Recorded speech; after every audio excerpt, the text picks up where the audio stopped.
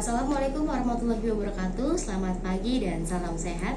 Selamat berjumpa kembali mahasiswa dimanapun saudara berada. Semoga hari ini dalam kondisi sehat dan tetap semangat sampai akhir sesi.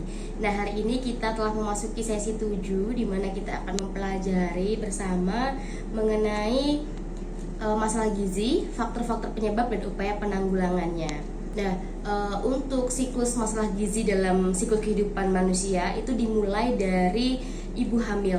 Kenapa? Karena ketika ibu hamil itu mengalami kurang gizi atau kondisi gizinya tidak baik ketika hamil, maka akan berdampak kepada bayi dan seterusnya akan berdampak kepada produktivitas pada saat dewasa. Nah, dimulai dari ibu hamil.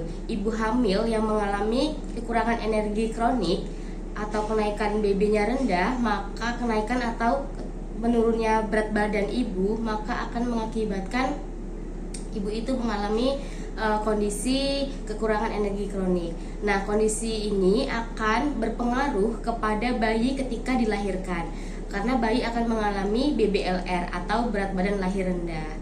Nah, kenapa kok bisa seperti ini? Karena ketika ibu hamil itu tidak mengkonsumsi makanan yang sehat, itu dan juga kondisi fasilitas kesehatan yang kurang memadai atau tidak adanya konseling ketika ibu hamil itu datang ke posyandu, maka akan berakibat pada berat badan lahir rendah pada bayinya itu. Dari mana? Dari BBLR ini akan mempengaruhi ketika bayi berat badan lahir rendah ini ketika dia balita akan mengalami kekurangan energi protein seperti itu. Nah, untuk kekurangan energi protein ini di mana tumbuh kembangnya akan terhambat, kemudian dengan pola asuh yang tidak memadai, maka si balita akan sering mengalami infeksi seperti itu.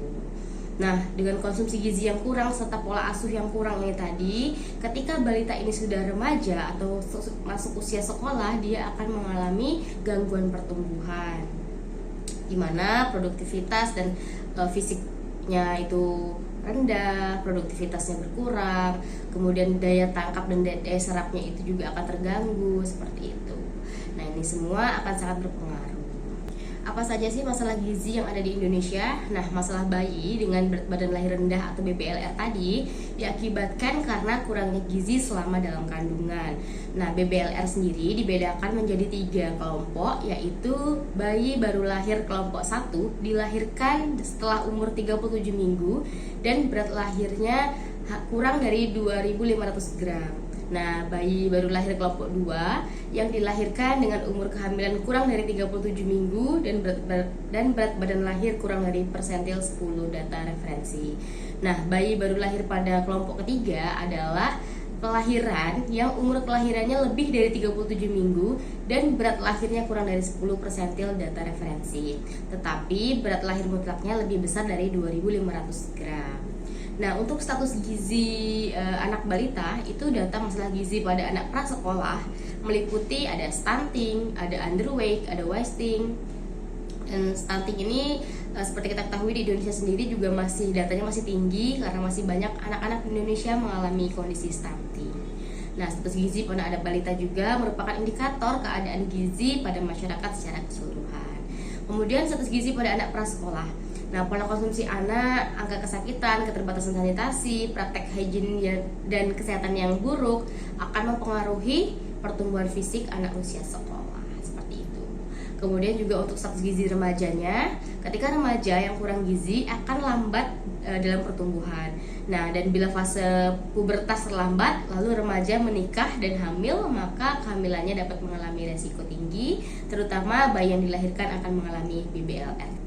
Nah, untuk status gizi dewasanya, pada dewasa masalah utama penurunan berat badan karena penurunan asupan pangan, kemudian juga karena penurunan daya pengecap rasa dan karena penyakit. Selain itu juga ada juga masalah asupan gizi berlebih hingga overweight dan cenderung obesitas.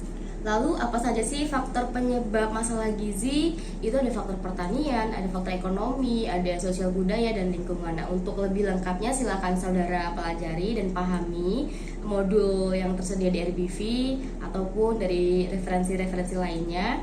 Kemudian juga ada program penanggulangan masalah gizi. Apa saja? Ada yang pertama peningkatan ketersediaan pangan, kemudian juga ada perbaikan ekonomi, perbaikan pendidikan, perbaikan konsumsi pangan, dan juga perbaikan keadaan kesehatan. Ada gerakan namanya Scaling Up Nutrition, di mana merupakan respon negara-negara dengan kondisi status gizi yang belum sesuai target sehingga menyebabkan tidak meratanya pencapaian sasaran MDGs.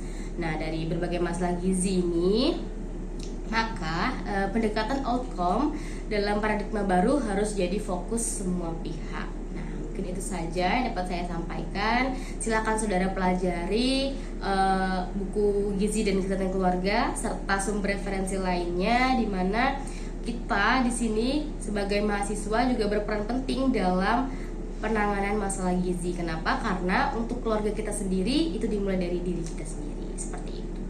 Itu saja saya akhiri. Wassalamualaikum warahmatullahi wabarakatuh. Tetap semangat.